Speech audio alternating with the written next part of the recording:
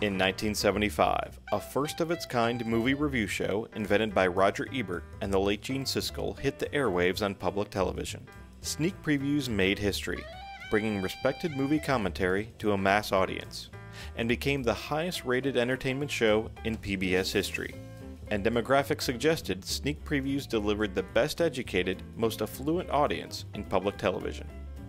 After 7 successful years, network syndication followed, with At the Movies with Siskel and Ebert in 1982, Siskel and Ebert at the Movies in 1986, and At the Movies with Ebert and Roper in 2000. Now, Roger Ebert comes back home to public television and makes history again by introducing Roger Ebert Presents At the Movies. I'm Christy Lemire of the Associated Press. And I'm Elvis Mitchell from National Public Radio. This week on At the Movies, we review Iron Man 2 and Death at a Funeral. Kim Morgan takes a new look at an old classic, The Third Man. Omar Moore examines internet influence with today's moviegoers. And today we welcome Roger Ebert's return to television. All that and more this week on At the Movies.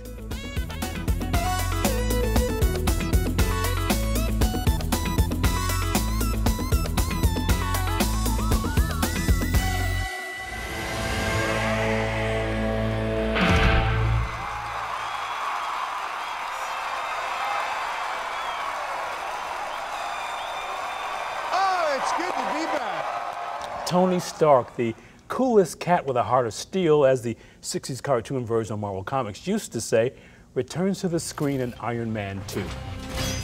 That's what made the first film work. It doesn't work here.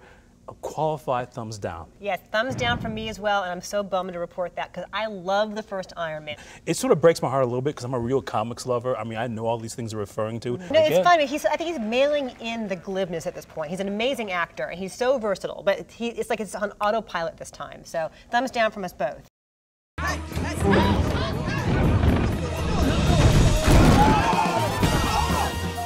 Now, Death at a Funeral isn't exactly a smart comedy. It's got some totally needless scatological humor, but it is an improvement on the original, so I'm giving it a marginal thumbs up, sort of a sideways thumb. There's no such thing as needless scatological humor. Oh my God, it goes on so long. The toilet scene goes on so long, it's so painful. See, now you make me want to see it even again. Yeah.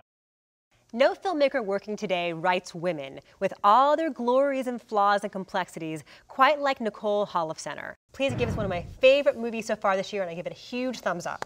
You know, I don't normally like movies like this, and this did nothing to change my mind. Oh no, what happened? I feel she makes these movies by the yard, and they're all actors that I like. You're kidding me. You didn't laugh at all at what the grandma says, the crazy, awful, inappropriate things the grandma says? She was hilarious. I didn't laugh at it when it was on Golden Girls. I'm not going to laugh at it here. This is so much better than this is not hacky sitcom writing. These are real people saying real things. No, this is hacky indie film, which is even worse than sitcoms because it's got that kind of seriousness, so you know it's a comedy you're not supposed to laugh at, but to appreciate for the acting in it. All right, so Elvis gives it a thumbs down. I give it a big thumbs up.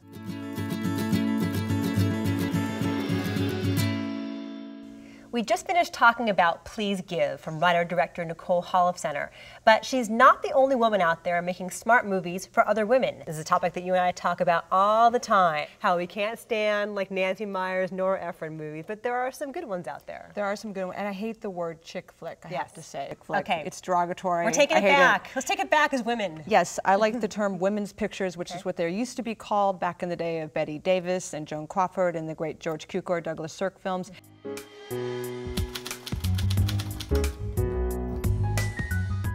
Sometimes a movie will show you life with so much love and truth, you can hardly believe it. The movie called 45365 is a documentary like that. It was shot over a period of 7 months in Sydney, Ohio, zip code 45365. That's the hometown of the filmmakers, Bill and Turner Ross, and they know these people. They know them, their homes, their friendliness, their problems, and exactly the tone of voice a policeman will use when he stops a drunk driver he went to high school with. 45365 won this year's Truer Than Fiction Award at the Indie Spirits and the Jury Prize at South by Southwest. I think it's a real discovery on DVD, and I give it a big thumbs up. In 1948, British novelist Graham Greene described a character he was writing as a smooth scoundrel. That scoundrel later turned out to be Harry Lime, played by a gorgeous Orson Welles, and the movie became The Third Man. It's an expressionist film noir with a ravaged night atmosphere. It's heartbreaking and hilarious and mockingly wistful despite its sad ending. And it isn't just that Green wrote a likable villain, he wrote a lovable story. Directed by Carol Reed and famously scored by the zither music of Anton Karas, The Third Man is a rare work of art.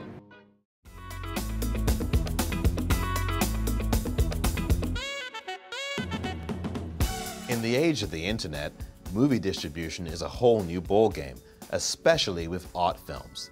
Last year, for example, the famous Spanish director Pedro Almodovar came to the Cannes Film Festival with Broken Embraces.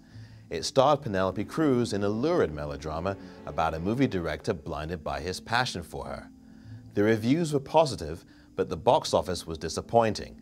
That's nothing new at this time when blockbusters push aside better films. But then look what happened on the internet. Tens of thousands flocked to Almodovar's Facebook page and to Almodovar's blog, in which he writes about events surrounding the film. The movie spent most of 2009 at the top of the movie meter of the Internet Movie Database, which ranks how much a movie is talked about. It got 4.5 stars from Netflix users and made the list of top rentals. Till next time, we'll see you at the movies.